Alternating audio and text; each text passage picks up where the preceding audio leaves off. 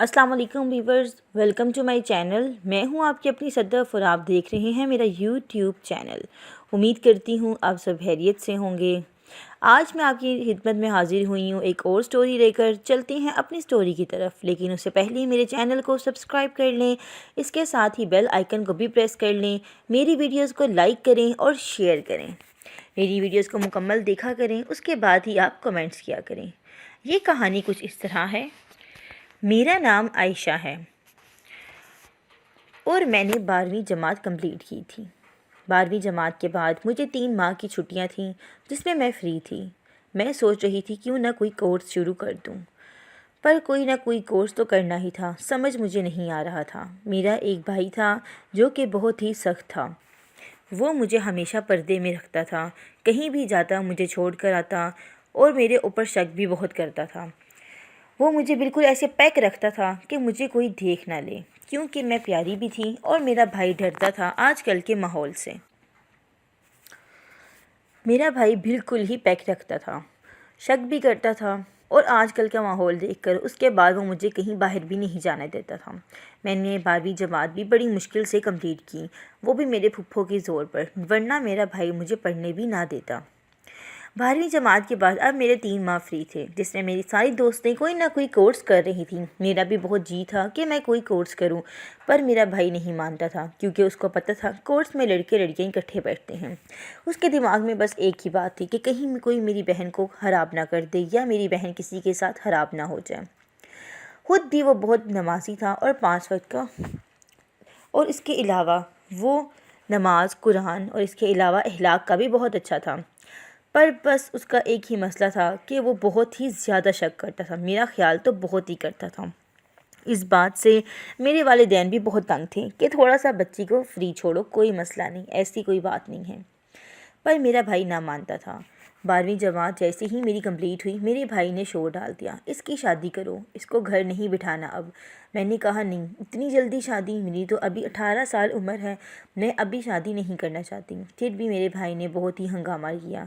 मेरे घर वाले जो कि राज़ी ना हो रहे थे, फिर भी एक वक्त में राज़ी हो गए, क्योंकि मेरे भाई ने कहा इसकी शादी करें, क्योंकि मैं भी शादी करना चाहता हूँ। इस वजह से आप मेरे लिए भी ढूंढें और इसके लिए भी, एक जाएगी और एक आएगी। इस तरह का मेरे भाई ने अपना दिमाग बना लिया। अब मेरे भाई के लिए रिश्तों की कमी तो ना थी, पर आजकल की लड़कियां जो थीं वो बहुत ही ओपन माइंडेड है, हर कोई पर्देदारी के साथ ना रह सकती। मैंने अपने भाई से पूछा कि जिस तरह मेरे साथ सख्तियाँ और ये सब किया, क्या अपनी बीवी के साथ भी ऐसे ही करोगे? तो उसने कहा हाँ बिल्कुल, बल्कि मैं उसे इससे भी ज़्यादा करूँगा, उससे तो मैं बिल्कुल भी छत तक भी नहीं जाने दूँगा। ये बड़ी खौफनाक बातें होती थी, क्योंकि कोई भी लड़की इस तरह से किसी के साथ नहीं रह सकती। यहाँ ऐसे रहना बहुत मुश्किल है। मैं तो बहन थी, मैंने तो रह लिया, क्योंकि मुझे पता था मैंने आगे कल को कहीं चले ही जाना है। हो सकता है वो लोग ऐसे ना हों जैसे कि मैंने ये ज़िंदगी गुजारी। पर मेरा भाई तो ऐसे ही सोचने बैठा था कि अब जो आएगी तो मैं उसके साथ ऐसे ही रहूँगा। अब ये बात मुझे बहुत ख़राब करती थी, जिसकी वजह से मैं अपने वालिदैन को कहती थी कि अभी इसकी शादी मत करें, फ़िलहाल भाई का दिमाग थोड़ा सा चेंज होने दें। दूसरा कोई इसके लिए अगर लड़की ढूंढी भी तो मैच्योर सी ढूंढें, ताकि उसको समझ बूझ हो और वो इसको समझ सके, और उसे सबसे पहले ये सब बातें भी बता दें जो भाई सोच रहा है, क्योंकि ये ना हो कि हम किसी की बेटी को लाकर ख़राब करें।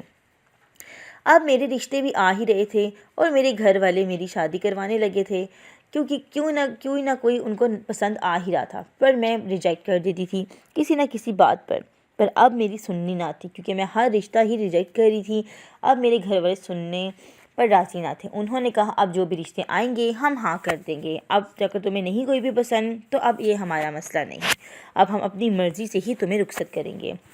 मैंने कहा ठीक है, आप अपनी मर्ज़ी से ही कर लें। अगर मैं इनकी मर्ज़ी से ही करूँगी तो ही मेरा भला है, कि कल को अगर कोई मसला होगा तो ये मेरे साथ खड़े हो जाएंगे।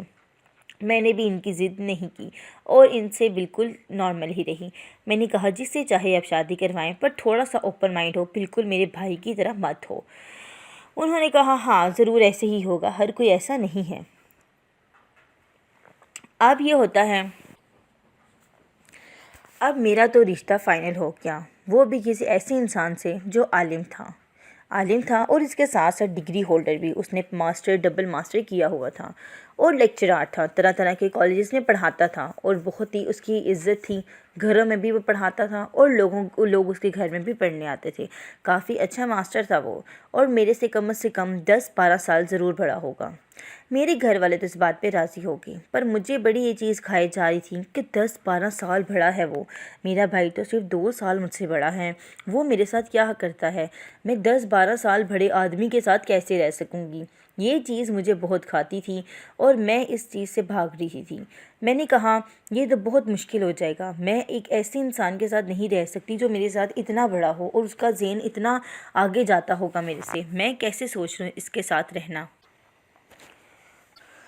मेरे घर वाले राज़ी थे और मेरा भाई भी। मैंने उनको जब ये कहा तो मेरा भाई मेरे ऊपर भड़क पड़ा। उसने कहा बिल्कुल चुप हो जाओ, खबरदार तुमने कुछ भी बोला, जो भी रिश्ता आता रहा तुम मुझसे इनकार करती रही। अब ये रिश्ता मुझे इसलिए पसंद है कि एक तो इसकी इज़्ज़त बहुत है, ऊपर से ये आलिम है, और तीसरी बात ये कि ये बहुत अच्छा लेक्चरार है, हर जगह इसकी वैल्यू है, हर एक नाम है इसका। मैंने कहा नहीं, इतना बड़ा है वो। फिर मेरे भाई ने मुझे कहा बड़ा है होगा पर लगता तो नहीं है ना, क्योंकि वो स्मार्ट सा था। लगता ऐसे था जैसे उम्र से कम हो, पर एक्सपीरियंस उसके पास बहुत था।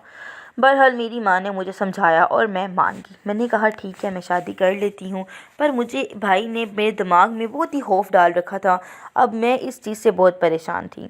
कुछ ही दिनों बाद मेरे भाई के लिए भी एक लड़की मिल जाती है, जो कि वो भी आलिमा ही होती है। मेरी माँ ने कहा कि अगर मैं आलिमा लाऊंगी तो ही वो इसके साथ रह सकेगी, ताकि उसे समझ बूझ हो, उसने कुरान पढ़ा होगा, उसने तर्जमा पढ़ा होगा, तो वो इसे तंग नहीं होगी, बल्कि वो खुद ही पर्दा करेगी और इन चीज़ों की खुद ही एहतियात करेगी। अब मेरे भाई के लिए ऐसी ही लड़की की तलाश थी। एक दो आलिमा तो हमने देखी जब, तो उसकी थोड़ा बहुत हमें नेचर चेंज लगी, क्योंकि कोई पढ़ा रही थी बाहर और कोई कैसी थी। पर एक तो बहुत ही प्यारी लगी जो हमें उसी टाइम भाग गई। एक तो वो बहुत प्यारी थी, और दूसरा उसकी आवाज़ ऐसी थी जैसे कि कोई कोयल बोल रही हो, इतनी प्यारी और ख़ूबसूरत थी। मेरा भाई तो वैसे भी प्यारी लड़की ही चाहता था, और उसके साथ साथ नेक सीरत और नेक सूरत दोनों की ही थी। अखलाक उसके बहुत अच्छे थे। हमने सबसे पहले भाई की मंगनी तय कर दी। जब भाई की मंगनी तय की हम उनके घर मंगनी करने गए, तो वो खुद ही पर्दे में ही हमारे सामने बैठी। फिर मैंने उसे कहा कि आप पर्दा क्यों कर रही हैं, आज तो आपकी मंगनी है। अब जो मेरी होने वाली भाभी होती है वो मान जाती है। वो उसने बड़ी प्यारी बात करती है उसी टाइम। वो कहती है कि फ़िलहाल हमारा निकाह तो नहीं हुआ, मैं फ़िलहाल अपने आप को शो नहीं करवा सकती। ये बात मेरी भाई को बहुत भाती है, क्योंकि वो तो खुद ही ऐसा था और वो चाहता भी यही था। मैं तो बहुत परेशान थी। मैंने कहा पता नहीं आने वाली का क्या बनेगा, आने वाली तो खुद ही ऐसी है जैसे कि मैं, मेरे से बिल्कुल ऑपोजिट थी। जैसे मुझे ये सब पसंद ना था, पर उसे ये सब पसंद था। उसने मेरे भाई के सामने भी निकाह भी करके रखा। मंगनी होगी, निकाह तक, जब तक निकाह ना हुआ, निकाह पर भी उसने बिल्कुल एक जाली के दुपट्टे से अपना निकाब किया हुआ था। जब निकाह हो गया, निकाह होने के बाद उसने अपना मास्क उतारा और फिर वो घर गई। यानी कि जब हम उसको घर ले गए तब भी वो बिल्कुल ईज़ी हुई, और मेरे भाई को उसने देखा और मेरे भाई ने उसको देखा, और माशाल्लाह बहुत ही वो प्यारी थी। अब मेरे भाई की रुखसती, यानी कि जब हम रुखसत करवा कर ले आते हैं अपनी भाभी को, उसके बाद मेरी मंगनी होती है। नेक्स्ट डे मेरी मंगनी हो जाती है उसी इंसान के साथ जो कि मुझसे बड़ा है, पर बहुत ही अमीर और ज़्यादा पैसे वाला, और इससे ज़्यादा बड़ी बात उसके अंदर माइंड बहुत है, जहन बहुत है, उसकी इज़्ज़त बहुत है, बहुत वैल्यू है उस बंदे की। जब सबको पता लगता है, मेरी दोस्तों वगैरह को, कि मेरी शादी उससे हो रही है, तो सब बहुत ही हैरान होते हैं। अब मेरी शादी उससे हो जाती है, मंगनी होती है, और शादी होने के बाद वो मेरे से बिल्कुल ऑपोजिट होता है।